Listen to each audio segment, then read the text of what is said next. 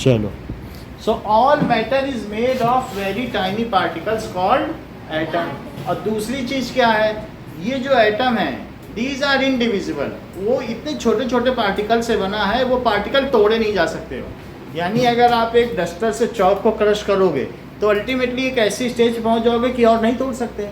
So these are indivisible which can neither be created, ना उन्हें बनाया जा सकता है, ना ही उनको नष्ट किया जा सकता है, ना निर्माण किया जा सकता है किसी भी केमिकल रिएक्शन में। 2 पॉइंट हो गए। तीसरा पॉइंट देखो, atoms of a given element, अगर किसी एलिमेंट को लो,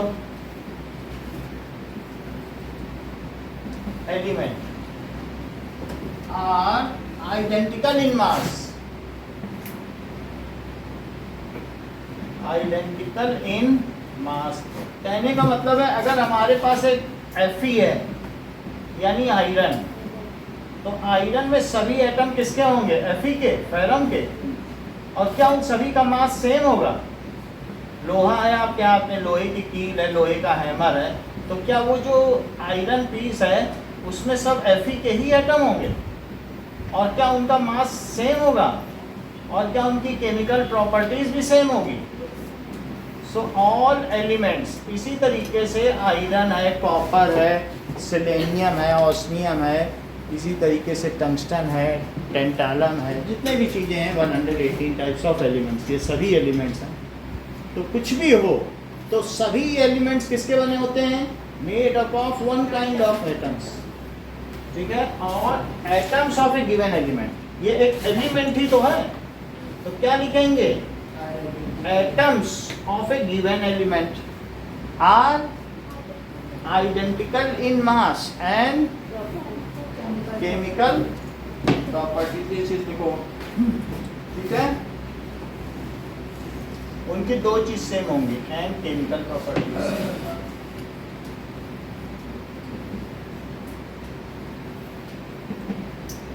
3 पॉइंट बताइए।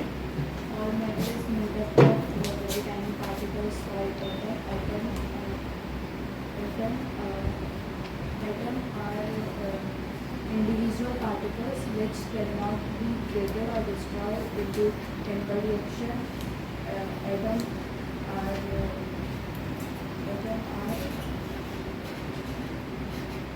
Atoms of an element. Atoms of an element are in Identical in mass. Identical in mass and chemical properties. चलो, अब इसी से ही एक अगला बन गया, एटम्स ऑफ डिफरेंट एलिमेंट्स। अब मान लो एटम्स ऑफ डिफरेंट एलिमेंट्स, जैसे मान लो हमने आयरन लिया और आयरन के साथ साथ हमने कॉपर ले लिया, तो आयरन अलग है और कॉपर अलग है। जैसे ये देखो, ये कॉपर, तो कॉपर में सभी पार्टिकल किसके होंगे, कॉपर के होंगे, और आयरन में आयरन के होंगे। तो जो अलग अलग हैं, कॉपर में क्या होगा, कॉपर के पार्टिकल होंगे, तो इन दोनों के एटम अलग अलग हैं, तभी तो ये अलग अलग दिख रहे हैं। So atoms of different elements, sentence पूरा करो, have different mass and different chemical properties. ये डिफरेंट एलिमेंट है कि नहीं, कॉपर एंड आयरन, तो इनमें अलग अलग तरीके के एटम हैं, तो उनके मास भी तो डिफरेंस होंगे कि नहीं। तो क्या लिख दें, एटम्स ऑफ डिफरेंट एलिमेंट। जैसे कॉपर ले लो, ये भी एक एलिमेंट है, तो उनके डिफरेंट मास होंगे, ये सब कॉपर का बना है।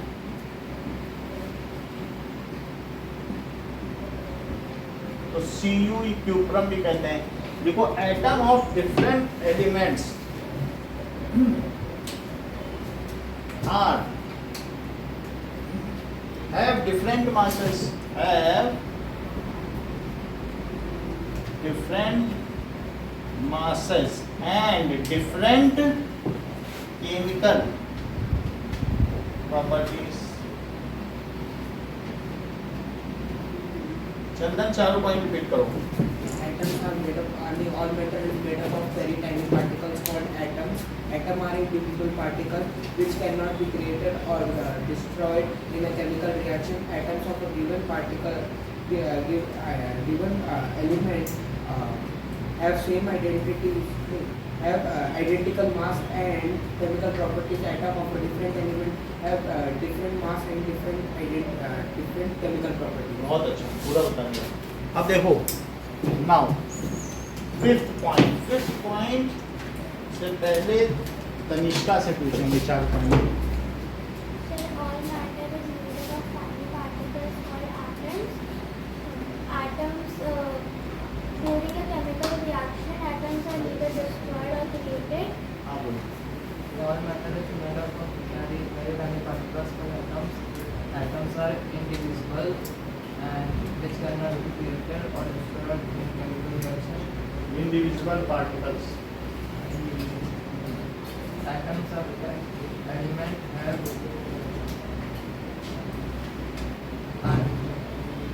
identical in mass and chemical properties. Atoms of different elements have different masses and different chemical properties. सही। फिफ्थ पॉइंट देखिए that atoms combine in whole number ratio। मान लीजिए ये कार्बन का एटम है और O2, तो ये कितने रेशो में, क्या होल नंबर में कर रहे हैं? इसी में भी देख लो, NH3 अमोनिया देख लो, तो क्या 1:3 होल नंबर है और सिंपल होल नंबर रेशो, ये नहीं कि 122 into 99, ऐसा तो नहीं है ना, सिंपल 1 2 3 के रेशो में ही कंबाइन कर रहे हैं। So atom combine in the ratio of whole numbers, बहुत आसान है कि atom combine in ratio of whole numbers to form, उससे क्या बन जाएगा? To form compound. ये देख लो, जब ये एलिमेंट को तत्व कहते हैं और कंपाउंड को क्या कहते हैं? यौगिक। तो कई अलग अलग एलिमेंट्स अगर मिल जाएं एक फिक्स्ड रेशो में तो क्या बना देते हैं? कंपाउंड या यौगिक, जो उनके योग से बना है। तो क्या चीज इन्होंने बताई कि atom combined in a simple whole number ratio to form compound.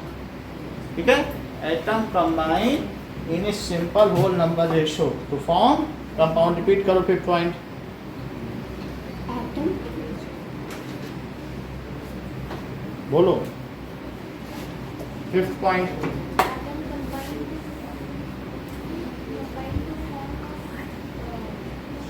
आप बेटा बोलो। atoms combine in a ratio. Atoms combine in a ratio of Shreya. atoms combine in a ratio of small whole numbers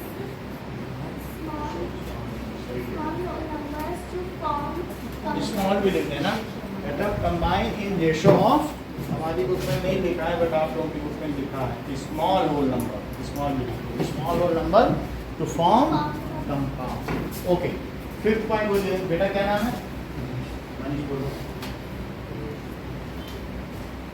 first point बोलो, first point बोलना चाहिए था। हाँ, fifth point बोलिए। हाँ, Combine to ratio in whole numbers. In simple whole number ratio Whole number ratio. To form compound. लेकिन ये अंदर की बात है, इन्होंने नहीं लिखा, उन्हें उसमें पता नहीं होगा। Atom of different element compound, इसमें ये नहीं लिखा है ना, आपकी बुक में लिखा है क्या डिफरेंट एलिमेंट?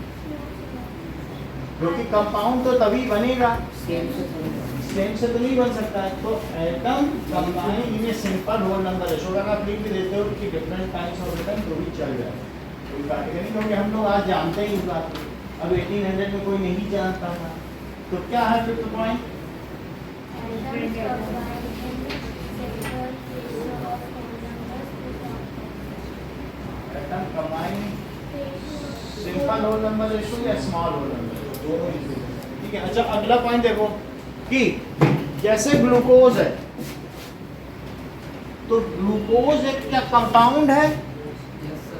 जिसमें C6H12, इसमें कौन कौन से एलिमेंट हैं CH और उनका रेशो क्या है? बोलो। 1 to 1. 1 to 1 है, सिंपल। 6 से डिवाइड करके सिंपल रेशो निकाल दो। तो अब अगला पॉइंट है कि इन एनी कंपाउंड, किसी भी कंपाउंड में क्या होता है, द रिलेटिव नंबर, मतलब ये एक दूसरे के रिलेशन में जो रेशो होता है वही तो रिलेटिव नंबर होते हैं, कि the relative number and kind of atoms are fixed in any compound. वो कहते हैं हम तो ग्लूकोज में नाइट्रोजन खाते हैं, तो झूठ बोल रहा है। वो कहते हैं हम तो हमारे यहाँ ग्लूकोज में नाइट्रोजन भी होती है, सही कह रहा है क्या? तो the relative number and kind of atom, कोई कहते हैं हमारे यहाँ जो वाटर है उसमें तो सी भी पाया जाता है, तो क्या काइंड ऑफ एटम बदल देगा? वो नहीं बदल सकता है। तो रिलेटिव नंबर भी नहीं बदला जा सकता है, या H2O की जगह वो HO3 कर देगा क्या पानी को? Relative number, the relative number and kind of atoms are fixed in any compound, वो बदले नहीं जा सकते, ठीक है? The relative number and kinds of atoms are constant. तो फिक्स भी लिख सकता है।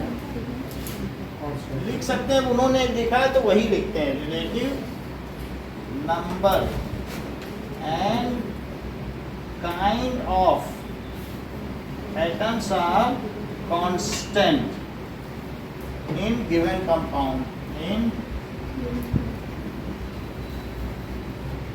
कंपाउंड। ओके, उत्कर्ष आप 5th और 6th पॉइंट बताइए। देखो बेटा, टेक लगाओगे तो बता नहीं पाओगे, अभी आपने नहीं बताया। टेक लगाने से बोर्ड में का एफिशिएंसी आप होगा। Atoms are made up of simple whole number. Atoms are made up of ratio of simple whole number to form a compound. ऐसा कुछ नहीं, बोलो। Atoms combine in a small ratio of whole number to form compound. Shift बोलो।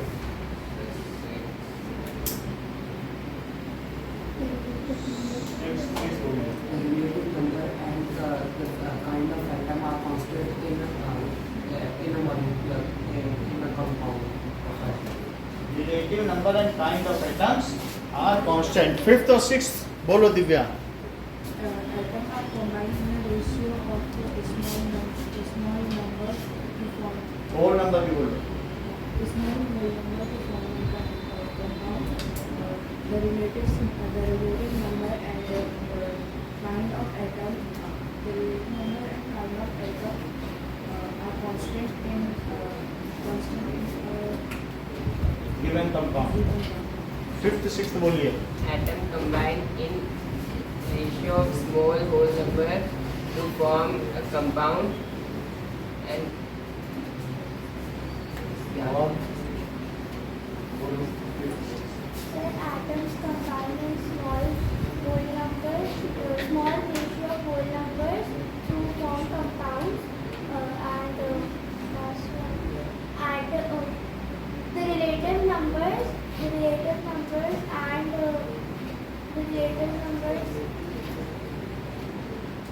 हर चीज तुमको इतनी hard तो लगती है, और लोग भी तो बता रहे हैं तुम्हारे लिए हार्ड है, बोलो। Atoms combine in ratio of small whole numbers to form compound.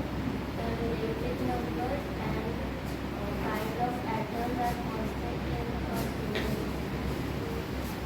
तो इस चीज को, ये 6 पॉइंट्स पूरे याद कर लो और इसको भी लिखवाएंगे। लो, मोबाइल दिशिता, अभिषेक, तो धीरे धीरे मत लिखा।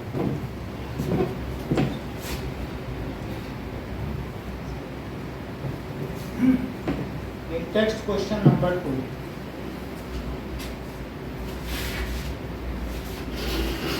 फर्स्ट हमने करा दिया था, सेकंड देखो पेज 32 का। Hydrogen and oxygen combine in the ratio of 1:8। हमने देखा था कल परसों कि हाइड्रोजन और ऑक्सीजन का 1:8 का मास का रेशियो है कि नहीं। So hydrogen and oxygen combine in the ratio, याद करते हैं। नहीं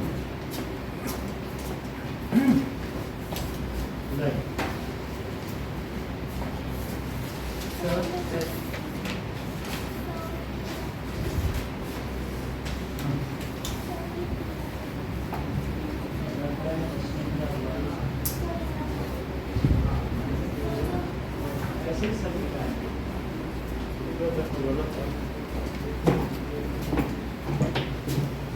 सो आपने ठीक नहीं लिखा, आपको 6 पोस्टुलेट्स आते नहीं क्या? ध्यान से पढ़ो। सो पिछली क्लास अटेंड नहीं की थी क्या आपने? पिछली क्लास में थे ना?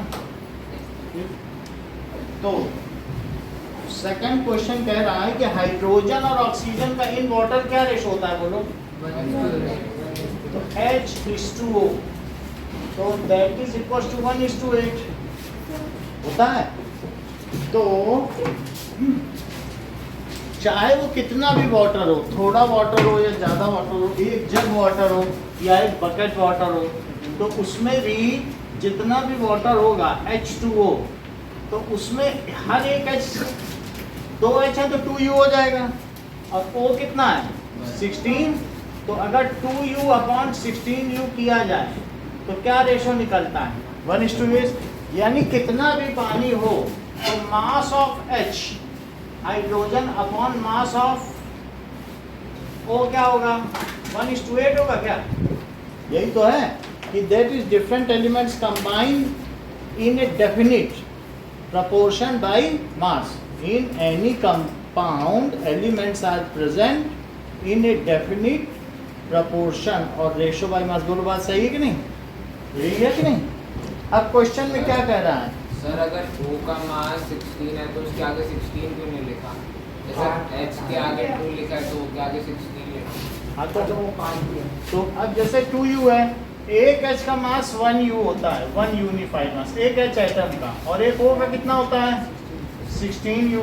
लेकिन वाटर में एक O है और उसमें क्या दो जुड़े हैं, तो 1U और 1U क्या हुआ 2U, और एक O है, O का कितना एटॉमिक मास है, इसका एक टेबल बना हुआ है, बुक में देख लो, अगले ही पेज पे बना हुआ होगा, तो इससे पता चलेगा कि O का 16U है, तो बोलो हाइड्रोजन इज टू ऑक्सीजन, तो 2U हाइड्रोजन के हैं और 16, तो सिंपलेस्ट रेशो क्या पाया गया 1:8 का रेशो पाया गया।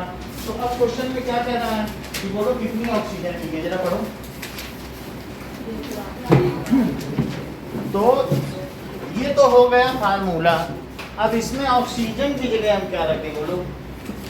मास ऑफ H, और नीचे लिख दो दैट इज 3 ग्राम हाइड्रोजन ली गई ना, तो मास ऑफ हाइड्रोजन कितनी ली गई है 3 ग्राम, और पूछा क्या जा रहा है आपसे? It is equal to 1/8। अच्छा, नीचे की चीज होती तो वो कहाँ जाती है? ऊपर, और जो यहाँ की वो इधर ऊपर चली जाएगी, तो 3 ग्राम में किसका मल्टीप्लाई होगा, और उधर 1 में मल्टीप्लाई हो जाएगा मास ऑफ वो, तो बोलो ऑक्सीजन का मास कितना आ जाएगा 24 ग्राम। बोलो बात समझ में आ गई? ये फार्मूला समझ है कि बस फार्मूला लिख दिया और H की जगह 3 ग्राम रख दिया, ये ऊपर ले गए, हो गया कि नहीं?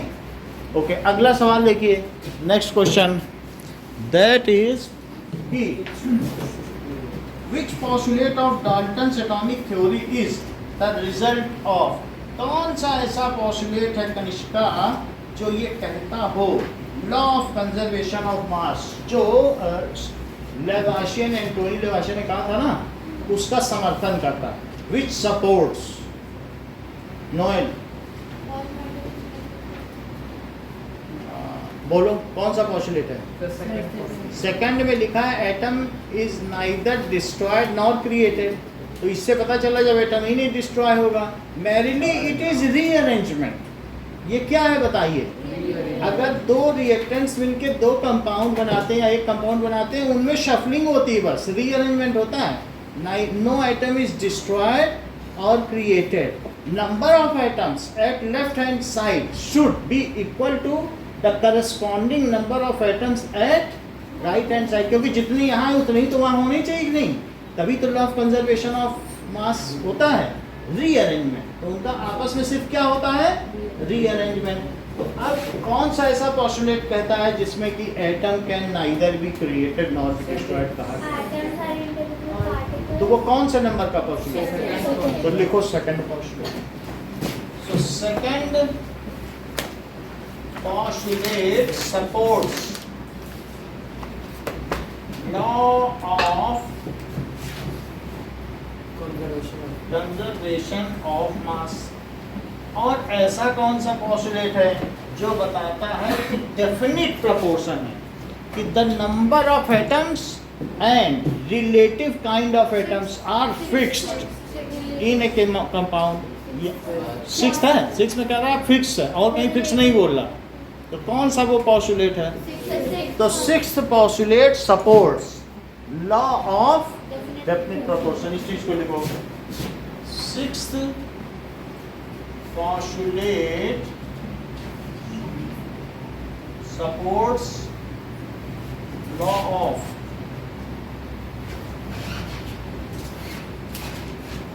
definite proportion. अगला देखिए जी.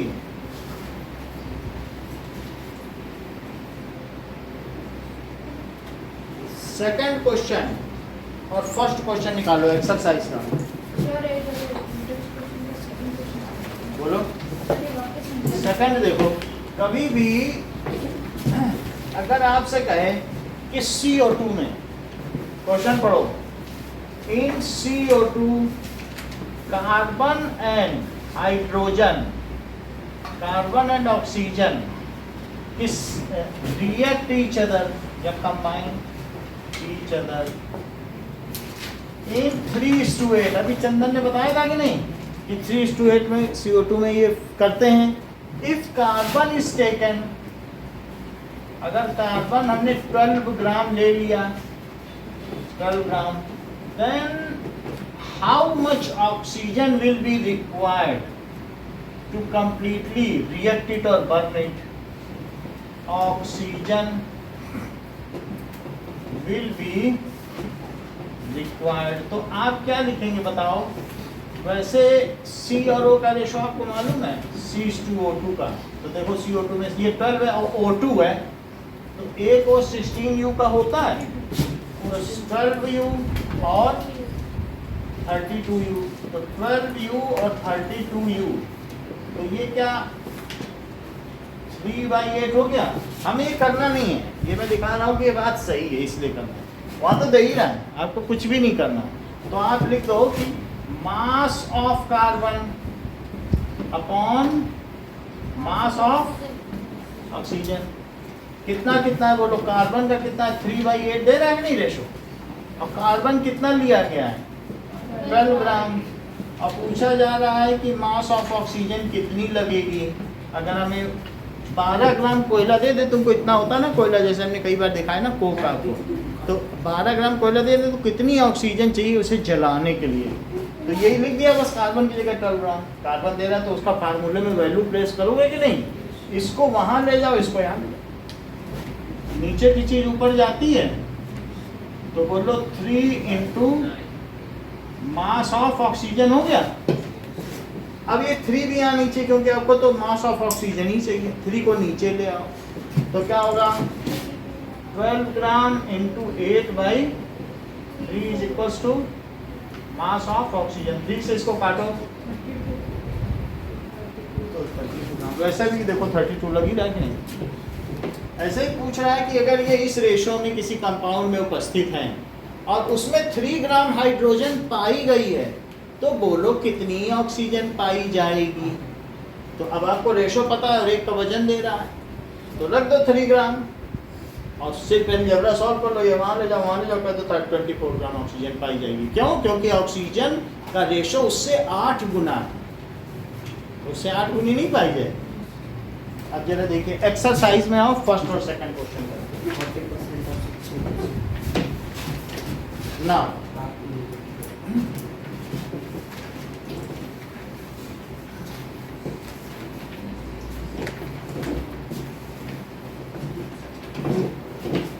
So that is first question says, ये आपके पास बोरॉन ऑक्साइड है, तो बोरॉन ऑक्साइड का एक कंपाउंड है, देख लो बोरॉन ऑक्साइड है। वैसे मैं इसका फार्मूला बता दूं, जरूरत तो नहीं पड़ेगी आपको, B2O3 होता है, ठीक है। और जो भी हो, और ये सैंपल कितने ग्राम का बोलो टोटल, दैट इज अगर मान लो इसको मैं वेइंग मशीन पे रखूं तो कितना आएगा 0.24 ग्राम, कितने ग्राम है। और इसमें बोरॉन कितना है 0.096 ग्राम बोरॉन। बोरॉन का सिंबल क्या होता है B। और ऑक्सीजन कितनी है, ऑक्सीजन होता है। तो बोलो मास परसेंटेज का फार्मूला तुम्हें मालूम है, पिछले चैप्टर में भी पढ़ा था, मास परसेंट ऑफ बोरॉन। वो तो सोल्यूशन का था, मान लो मुझे बोरॉन का चाहिए तो लिखो mass of boron upon mass of sample, मतलब उस चीज का ऊपर लिखा जाता है। जैसे आपको मास परसेंटेज ऑफ सल्यूट चाहिए होता था तो सल्यूट ऊपर लिख देते थे और टोटल नीचे लिख देते थे। और तुम्हें बोरॉन का चाहिए तो बोरॉन का मास ऊपर लिखो और टोटल जो सैंपल है उसका पूरे का मास कहाँ लिखो और इनटू 100। सही बात है नहीं? तो यहाँ क्या लिखते हैं बताओ, mass of boron upon mass of जो सॉल्ट है या सैंपल, इन दोनों से मिलकर एक सॉल्ट बना, पाउडर बना, और इनटू 100। जैसे तुम्हें किसी भी चीज़ का परसेंटेज अपना निकालना होता है तो आपके marks upon total number of marks into 100 कर सकते हैं कि नहीं।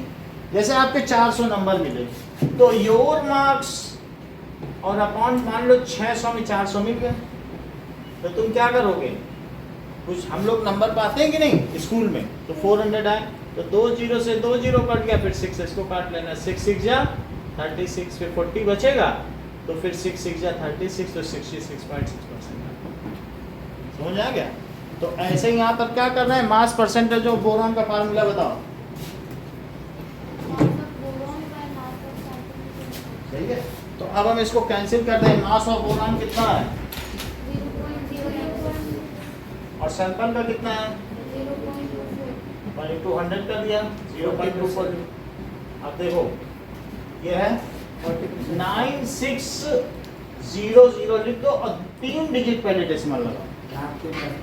देखो 96 से 100 मल्टीप्लाई किया तो 9600 आ गया। बोले हैं कितने डिजिट पहले डेसिमल है 3 डिजिट पहले, तो हम भी 3 डिजिट पहले लगा दें, 9.6 लिख दें। और ये कितना है बोलो 0.24। इन जीरो का कोई मतलब नहीं है, ये 9.6 है और ये क्या है, ऊपर का डेसिमल हटे तो नीचे 10 और नीचे का हटे तो ऊपर कितना 100, 2 डिजिट पहले। 10 क्यों बोल रही हो, नीचे 2 डिजिट पहले ना, तो ऊपर 100 आएगा। तो ये जीरो से ये जीरो गया और 24 4 जा, अब डेसिमल यहाँ नहीं बचा कहीं, तो 24 4 जा 96 होता है। तो 24 4 जा 96 और 4 10 जा, अगर 40% मान लीजिए बोरॉन है और ये बाइनरी कंपाउंड है, बाइनरी कंपाउंड में सिर्फ 2 ही एलिमेंट होते हैं और सुहाना ट्राइनरी कंपाउंड में और क्वाटरनरी कंपाउंड में। समझ में आ गया? तो एक अगर 40% है तो दूसरा कितना हुआ 60%। या तो वैसे कर लो और नहीं तो ऑक्सीजन का भी परसेंटेज निकालो, दोनों की आवश्यकता है। तो percentage of oxygen is equal to 100% और माइनस परसेंटेज ऑफ बोरॉन। तो 100 माइनस 40 तो कितना आ गया 60%। और जो ऐसे न करना चाहें कहें हमको तो भाई प्रॉपर प्रोसीजर चाहिए, तो वो कैसे करें, that is percentage of oxygen भी निकाल लें।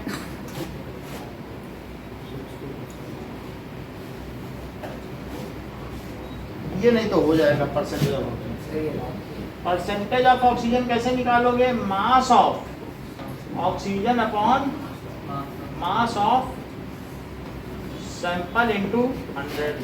तो ऑक्सीजन कितनी दी है 144 और नीचे क्या है 0.24 इंटू 100। देख लो यहाँ नीचे 2 डिजिट डेसिमल है, यहाँ कितने हैं 2 डिजिट से कटेगा और यहाँ सिर्फ 1 डिजिट पहले बच जाएगा। तो अब कितने डिजिट पहले बचा 1 डिजिट पहले बच गया और यहाँ 2 डिजिट खत्म, 3 ऊपर थे ना, तो यहाँ 24 हो गया। इतनी बात समझ में आ गई? अब 100 से मल्टीप्लाई करो 14400 और चूंकि एक डिजिट पहले डेसिमल है तो एक डिजिट पहले लगा दो। इतने जीरो उतने तो लगाते हैं। किसी भी चीज़ में जब मल्टीप्लाई करते हैं तो क्या होता है बोलो?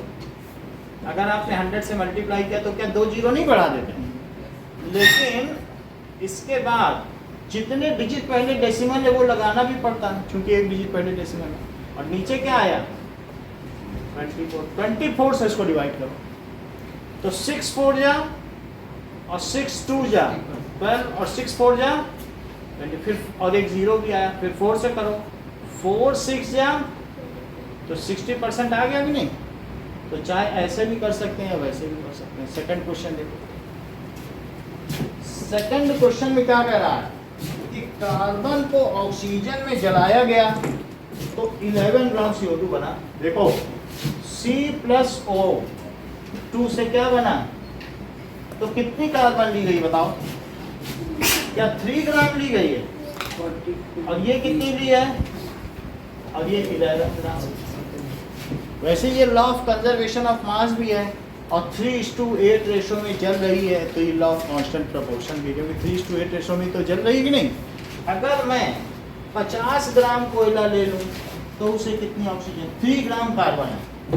देखो अगले में क्या किया? इन अवर केस कह रहा है ये गिवन है, लेकिन हम 3 ग्राम कार्बन ले लिए एक बीकर में और 50 ग्राम ऑक्सीजन ले ली। तो बोलो क्या होगा?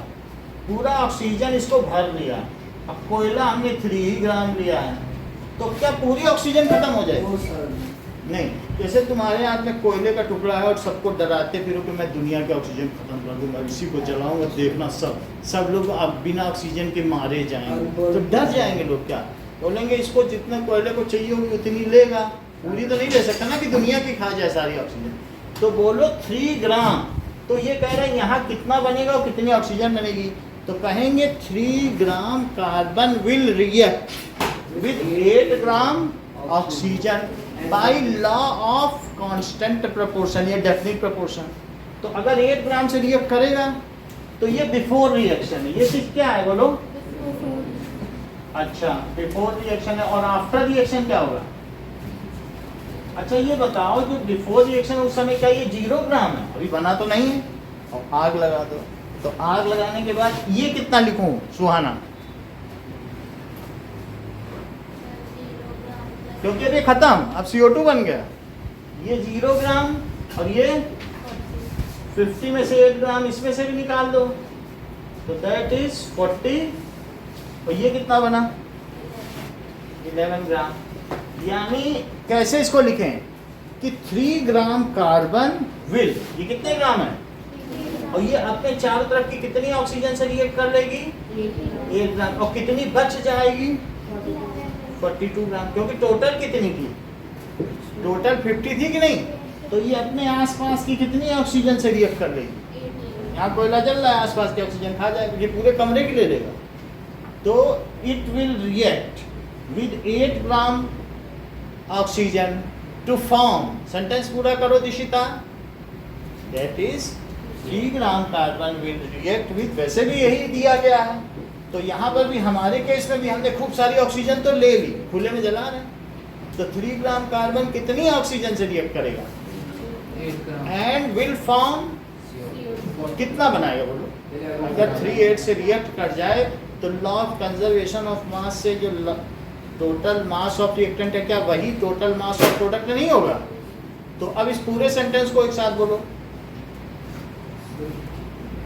Divya 3 gram of carbon reacted with 8 gram of oxygen to form CO2 of 11 grams and and 42 gram of oxygen is formed. Repeat करो again. 3 gram of carbon have to produce. चलो कोई बात नहीं। शिव वो टेक का ही डर था, वो टेक ऐसे ऐसे लगाया ना, तभी से मैं जो डर था कि नहीं बता सर पाऊँ। पूरा बताऊं? बोल दिया। हाँ बताओ, जैसे बताया वैसे बताओ। When 3 gram of carbon reacts with 8 gram of oxygen, then it will form 11 gram of CO2. If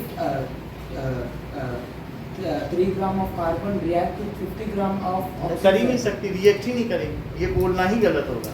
इतना तो तुमने बोल दिया। एंड आगे क्या बोलोगे? And 42 gram of oxygen is if नहीं लगा सकते कि वो 50 से रिएक्ट ही नहीं करेगी। वो 3 gram of carbon will react with 8 gram of oxygen and form 11 gram CO2 and 40 gram of oxygen will left unreacted, वो बिना किसी रिएक्शन के रह जाएगी। रिपीट करिए। 3 gram of carbon will react will react with 8 gram of oxygen and it will form CO2 of 11 gram and 42 gram of oxygen will be left unreacted. अच्छा बता, एक बार आप करोगे बेटा? Yes, sir. So 3 gram of carbon and 8 gram of oxygen will be formed 11 gram of CO2 and it will react. नहीं, ऐसा नहीं होगा। श्रेया रिपीट करो। 3 gram of carbon and 8 gram of oxygen will react and form 11 gram of CO2 and 42 gram will be remain 42 ग्राम क्या? oxygen. 3 gram carbon will react with 8 gram oxygen, ठीक है, and form 11 gram CO2, ठीक है, इतना हो गया। अब 42 gram oxygen is left unreacted. Which law of chemical combination will govern? If वो फिक्स सही करती है तो law of definite proportion. It is governed by, mainly इसी से गवर्न हो रहा है कि कितने से क्या रिएक्ट करेगा, वो फिक्स रेशो है। Governed by law of definite proportion. Question number आपको फर्स्ट सेकंड करना है एक्सरसाइज का और नेक्स्ट क्वेश्चन का सेकंड थर्ड फोर्थ।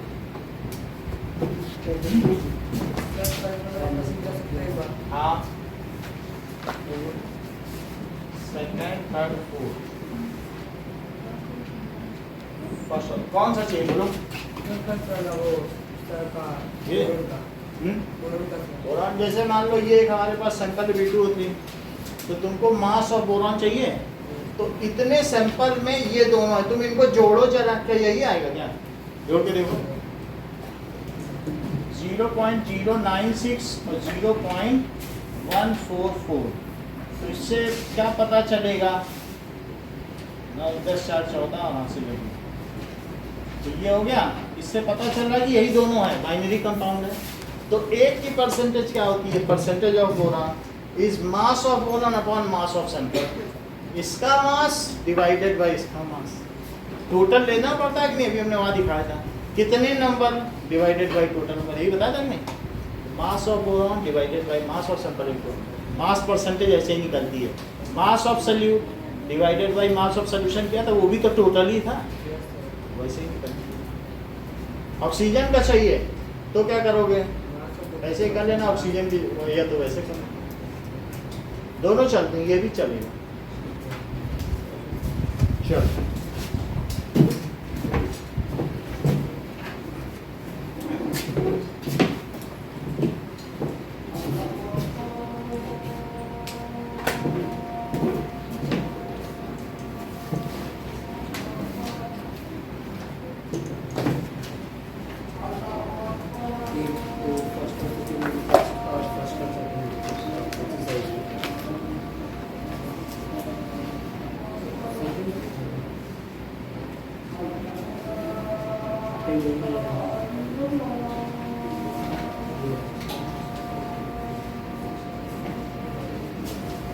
सेकंड करना है ना फुल टेक्स्ट में। देखो ये 5 क्वेश्चन करने हैं।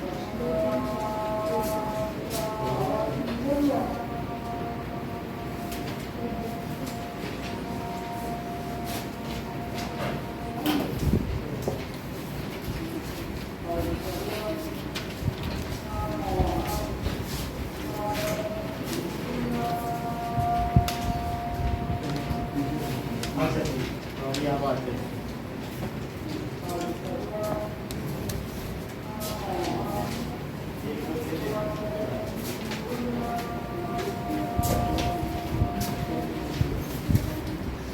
Size of atom is 1 nanometre, ये हम पहले भी देख चुके हैं कि एटम का साइज क्या होता है, और different elements are made of different atoms, ये तो हमें पता है कि नहीं। And one element is made up of only one kind of atoms, तो जो अलग अलग एटम्स हैं या अलग अलग एलिमेंट्स हैं उनके अलग अलग सिंबल दिए गए हैं। तो वो जो शुरू में सिंबल दिए गए थे वो डाल्टन नहीं दिए थे, अभी जिन डाल्टन की हम एटॉमिक थ्योरी पढ़ रहे थे उन्होंने पहले कुछ सिंबल दिए थे, क्योंकि उस समय हमें 10-12 ही एलिमेंट्स के बारे में पता था, तो उनके एटम्स को उन्होंने सर्कल के रूप में दिया। बोलो ये जो सिंबल्स है किसने दिए थे? डाल्टन ने दिए थे। ओके, और ये जो सब सिंबल्स हैं लेटर्स में, ये किसके द्वारा दिए गए हैं? ये देखो बता दिया मैंने, बर्जीलियस। तो जैसे चंदन ने हम लोगों को बताया कि ये जो 2 लेटर सिंबल या 1 लेटर सिंबल बर्जीलियस का दिया हुआ है, क्योंकि वही अगले पेज में दिया भी है, वहाँ से उन्होंने देख लिया। और ये जो सर्कल में दिया है ये डाल्टन का दिया हुआ है। तो सबसे पहले हम सिंबल्स देखेंगे डाल्टन के लिए। जॉन डाल्टन, तो ये इंग्लैंड के रहने वाले थे, जॉन डाल्टन।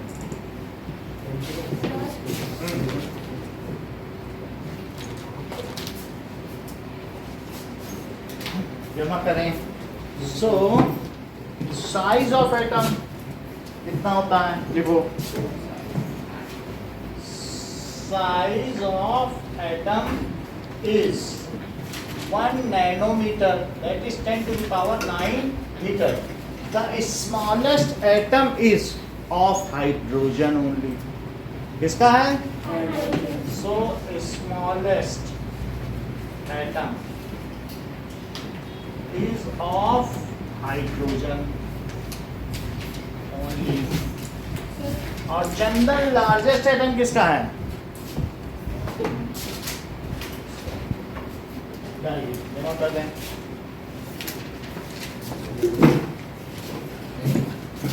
तो जैसा कि चंदन ने बताया कि उसी में जो लीना के रब CH4 हैं, यानी नीचे चलते चले जाओ, लीना के रब CH4 फ्रांसियम सबसे लार्जेस्ट। तो लार्जेस्ट एटम किसका है? फ्रांसियम का। हाँ, ओके। तो atom can not be seen bye naked eye. तो माइक्रोस्कोप से देख सकें तो देख सकें, atom can not be seen bye naked eye. There are 118 elements।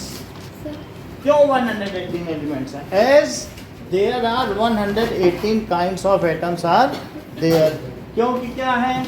As there are, जितने एटम होंगे उतनी ही एक तरीके के एलिमेंट होंगे, क्योंकि एक एलिमेंट एक ही काइंड के एटम से तो मिलके बना है कि नहीं। तो as there are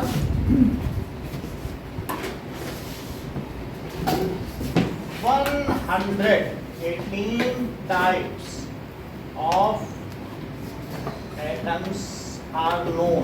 इतने ही हमको पता है और पूरे यूनिवर्स में इतने ही हैं। तो इस वजह से क्या है, और जो हायर है वो येलो कलर में, यानी हाईली अनस्टेबल है। कुछ तो 1 सेकंड के 10 लाखवें हिस्से तक ही जीवित रह सकते हैं मरने के बाद, उसके बाद वो स्प्लिट कर जाते हैं। तो किसी किसी की तो लाइफ ही इतनी कम। तो जो येलो कलर में नीचे दिख रहा है ना, वो हाईली अनस्टेबल एटम है, भारी एटम है। तो टोटल इतने एटम्स हैं। अच्छा, जो एटम्स है earlier only few were known, और जो सबसे पहला एलिमेंट आपको पता चला वो कौन सा था? कॉपर। उस वजह से उसको कहते हैं कॉपर एज या ताम्र युग। क्या कहा जाता है? तो जो भी है, so earlier few elements were known, तो उसके बेसिस पर इन्होंने सिंबल दिए। तो symbol of elements given by John Dalton. John Dalton. देखें तो हाइड्रोजन के लिए इन्होंने सर्कल में डॉट कर दिया। ओके, इसी तरीके से कार्बन ब्लैक होता है तो पूरा कलर कर दिया कार्बन। ऑक्सीजन को क्लियर रखा, ऑक्सीजन। फॉस्फोरस, फॉस्फोरस में इस तरीके का सिंबल बना दिया। फॉस्फोरस रेड कलर का होता है जो मैच बॉक्स में रहता है, रेड कलर का बॉल, तो फॉस्फोरस। नेक्स्ट देखिए सल्फर। सल्फर का मेडिसिनल यूज है तो इसको मेडिकल के साइन से बनाया। त्वचा संबंधी सभी रोगों को, डर्मिटाइटिस को ये शांत करता है। जैसे देहरादून में शहस्त धारा है, गंधक के पानी की धारा, उसमें नहा लो तो सारी तरीके की बीमारी हट जाती है। तो सल्फर येलो कलर का होता है, तो सल्फर के मेडिसिनल यूज है। देखो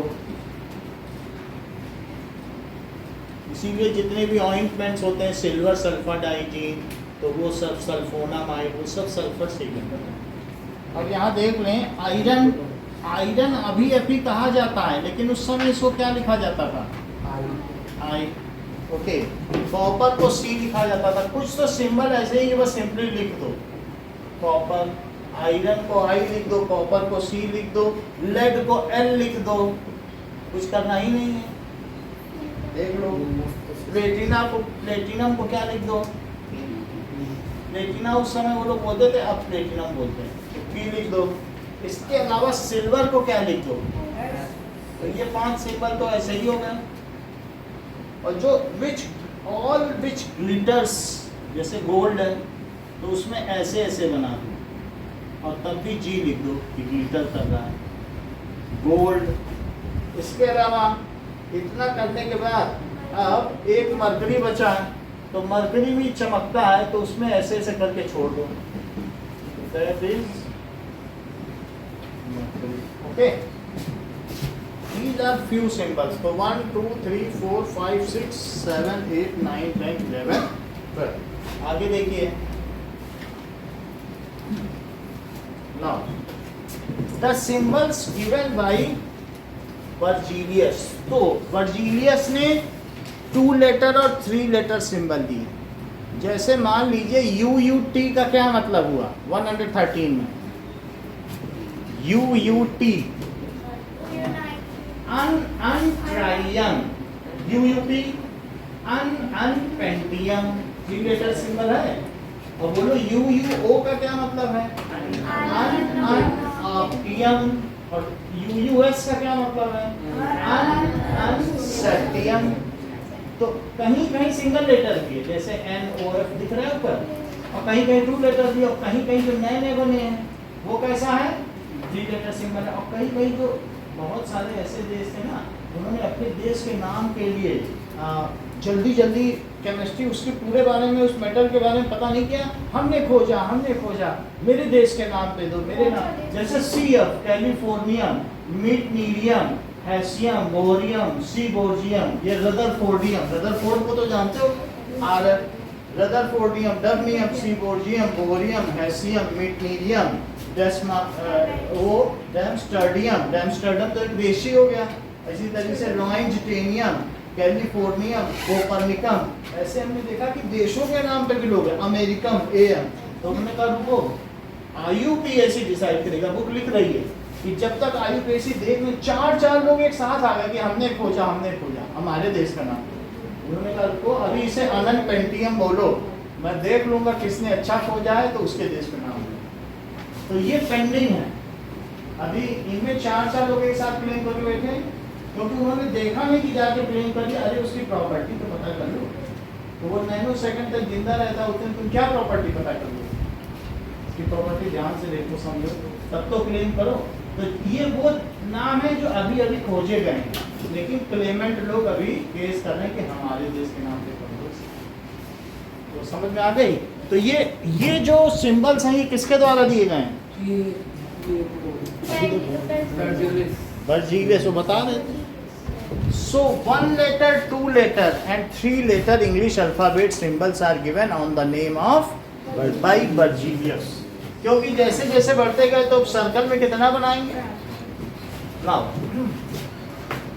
तो सर्कुलर सिंबल वर अर्लियर, बाद में ये जो है रिप्लेस हो गए।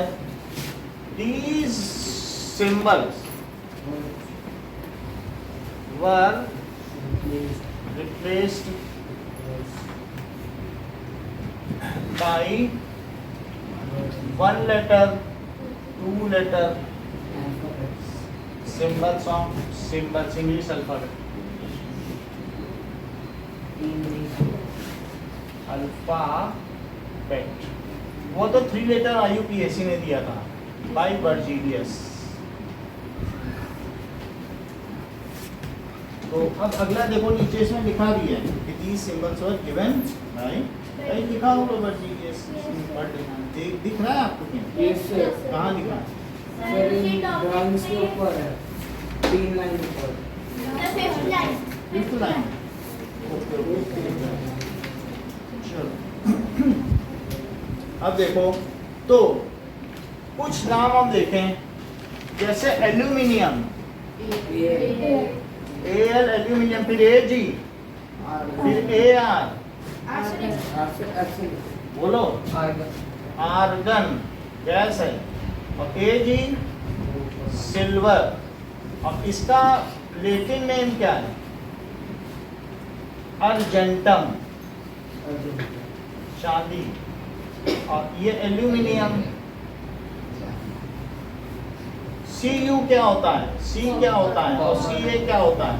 और CO क्या होता है? C कैल्शियम होता है, C कार्बन होता है, और ये कॉपर होता है। CO पॉलीमर होता है, तो क्या ये क्यूप्रम लिखा जाए? और Cu बोलो, अगर ये क्यूप्रम है तो ये सबसे ज्यादा कहाँ पाया गया? देख लो, तो copper was found in Cyprus. Cyprus के नाम पे बुक में लिखा ही है, चौथी लाइन में ऊपर से।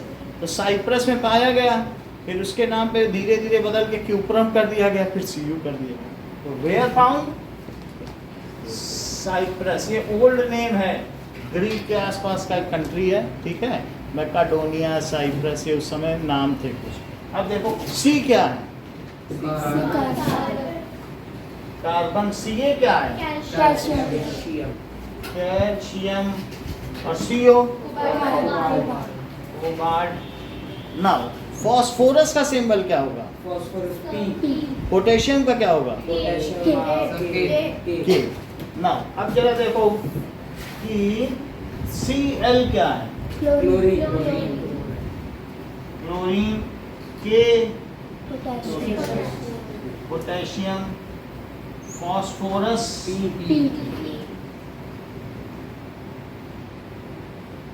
फॉस्फोरस। अच्छा, अब देखिए इसके अलावा B क्या है? Br क्या है? और Ba क्या है? B boron, barium. तो दैट इज बोरोन, बोरॉन और बेरिलियम। Au से क्या समझते हो? Aurum, that is Aurum, gold. Hg क्या है? मर्क्यूरी, इसको हेराज्रियम कहते हैं। हाँ, तो B इसे देखो बेरियम, गलत लिख दिया। ये हेराज्रियम। Na का क्या मतलब है? सोडियम, सोडियम का लैटिन नेम क्या है? तो नेट्रम, ठीक है। Fe का लैटिन नेम क्या है? फेरम। ओके, अब जरा देखो लेड का लैटिन नेम क्या है? Pb। बोलो, Pb तो लेड है, शीशा। हमने दिखाया ना, सिक्के लेके मोड़ मुड़ जाते हैं, तो उसका लैटिन नेम है प्लम्बम। क्या नाम है? बम, प्लम्बम इसका नाम है। बाकी सिलिकॉन को क्या कहेंगे? देख लो, तो सिलिकॉन और S से क्या होगा? सल्फर। ओके, जिंक क्या है? Zn. यू से Uranium. यूरेनियम।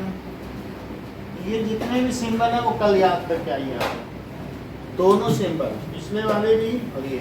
सेकंड लेटर छोटा होगा। कुछ लोग जब H2O लिखते हैं तो 2 लिखते लिखते O यहीं लिख देते हैं, ऐसे नहीं करना। जो जिसको जस्टिफाइड है O यहाँ बनेगा। अभी तक लिखते रहे हो लेकिन अब नहीं चलेगा। अब परजीलियस पढ़ लिया आपने, 2 उसका क्या है कि सफिक्स है और O कैपिटल लेटर, समझ में आई बात कि नहीं? कोबाल्ट में O अलग है, और नहीं तो कार्बन मोनोऑक्साइड ऐसे लिख दोगे तो गलत होगा। ये कोबाल्ट का सिंबल है।